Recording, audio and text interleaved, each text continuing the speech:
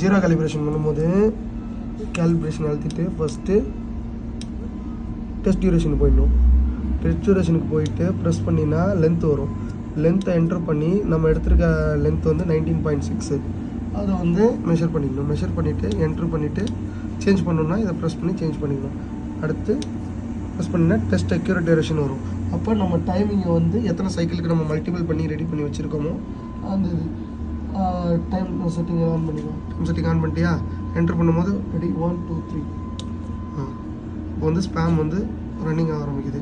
இப்போ நம்மளோட டைமிங் வந்து 4 minutes 2 seconds. அது வந்தோடனே நம்ம என்ட்ரி பண்ணி ஆஃப் பண்ணிடணும். சரியா? டைம் வந்து 4.2 அந்த டயத்தில் ஓகேவா? 2 7013 நோட் பண்ணிட்டியா? என்ட்ரு பண்ணி அக்யூரேட் சேவ் பண்ணியாச்சு. ஓகேவா?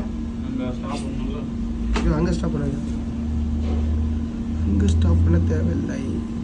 டன் வந்துச்சு. இப்போ மறுபடியும் இப்போ தான் ஜீரோ கேலிப்ரேஷன் எக்ஸாக்டாக பண்ணணும். ஜீரோ கேலிப்ரேஷன் போயாச்சு. டைமரை வந்து ஸ்டார்ட் பண்ணி நோட் பண்ணிப்போம். மறுபடியும் நம்மளோட சேம் டைம் 4.2 நிப்பாட்டினோம்ல அதே டைமில் இந்த பிளிங்கிங் வந்து ஆஃப் ஆகும்.